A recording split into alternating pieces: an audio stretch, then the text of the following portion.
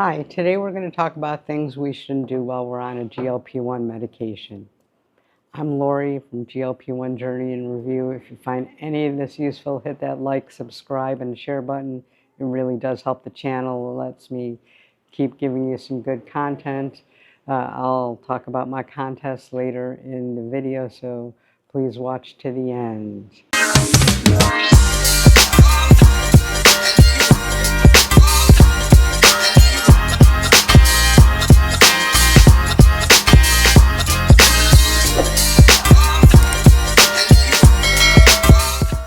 So while you're on your GLP-1 journey, I know that some healthcare practitioners really want to raise your dose up every single month. That's in some of the guidelines.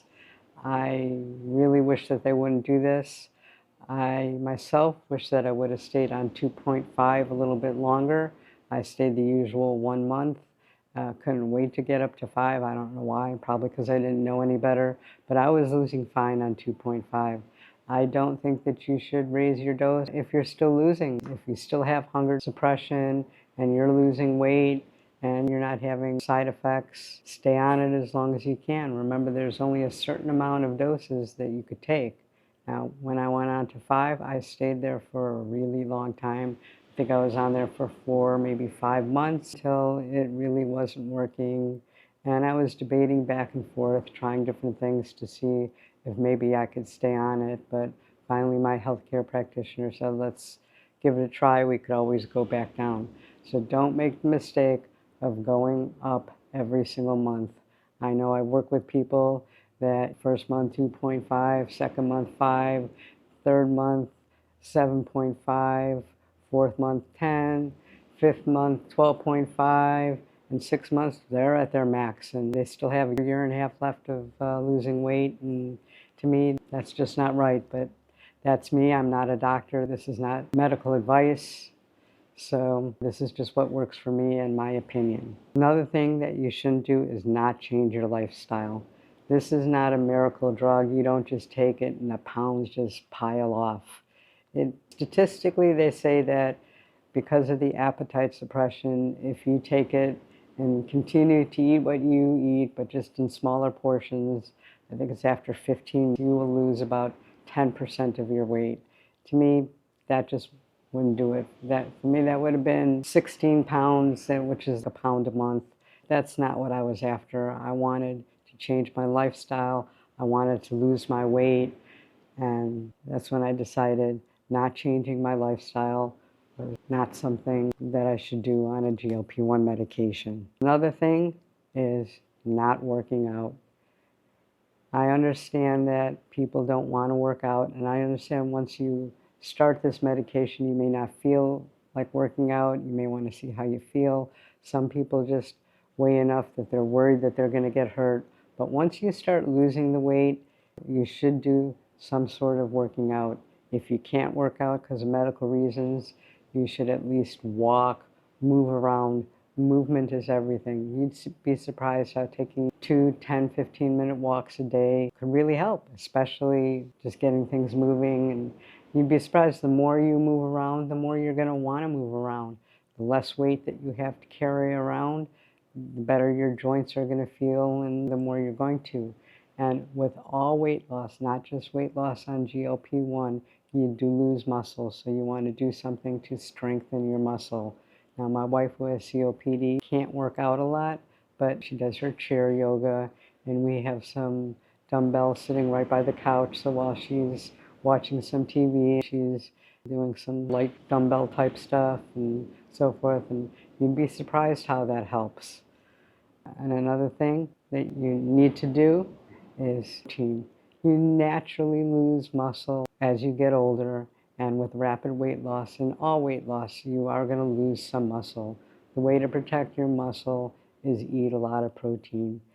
I always aim for between 80 to 120 grams of protein a day.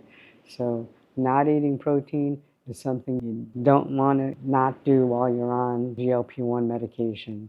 So make sure that you have that as part of your eating. Make sure that you have that as part of your nutrition, because you just don't want to do that. Make your GLP-1 medication not work as well. You're going to need to maintain that muscle, and that's the best way. Plus, the protein keeps you fuller longer. And remember, the more muscle that you have, the more calories that you burn. If you lose a lot of your muscle and you have a lot of fat, your metabolism is going to slow down. Another thing you don't want to do on GLP-1 medication is skip meals. I know everybody's tempted to, because you have to be in a calorie deficit to lose weight. That's just fact. I personally don't count my calories, but every once in a while I do track them to make sure what I think I'm eating is actually what I'm eating. Now, I'm not a big breakfast person. I don't really skip breakfast.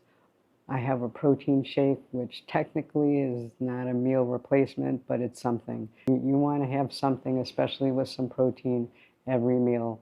Now, I know on my shot day, I just can't eat as much, so I jack up my protein shake in the morning, and sometimes for lunch, I don't feel like eating lunch, but I make sure I take 2-3 bites of whatever protein I have.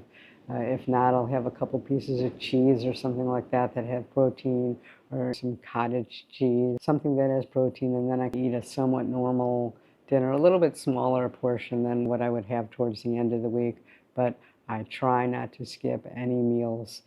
I know we're busy people and sometimes we can't help it, but I do my best not to skip any meals, because you should not do that while you're on a GLP-1 medication. And remember to eat nutrient-dense foods, since we're not eating as much. And it may be a good time to take a vitamin. There's a lot of controversy on that, because they say if you have a nutrient-dense diet that you shouldn't eat it, you should get all the vitamins. Like I said, there are days on my shot day that I just don't eat like I normally do. Now, when I'm on vacation, I'm not eating like I normally eat, so I'm making sure that I take a vitamin. That's me. I'll be me, you be you. Another thing you do not want to do is ignore your digestive system. Gut health is so important. Remember, this GLP-1, it activates in your small bowel, and it's just so important to have good gut health. And in life itself, pre and probiotics, you can get them naturally. It's very important, and you want to get fiber that's soluble. Now, if you're having any gut issues, that is not the time to titrate up. Get those gut issues under control before you even consider titrating up. It only makes common sense. And let your healthcare provider know, because they may have some tricks to help.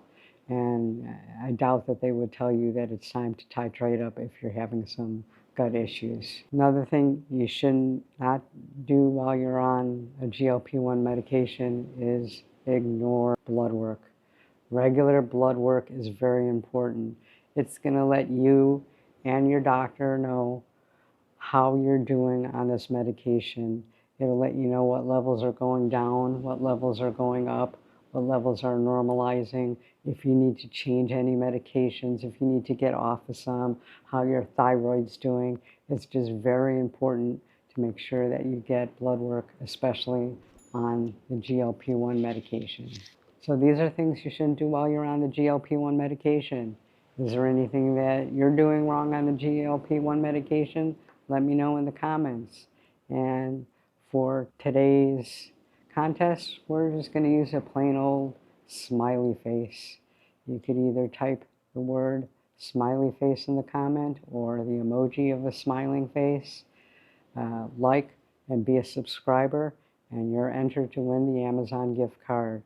So those are my tips for what you shouldn't do while you're on the GLP-1 medication. And that's it for today.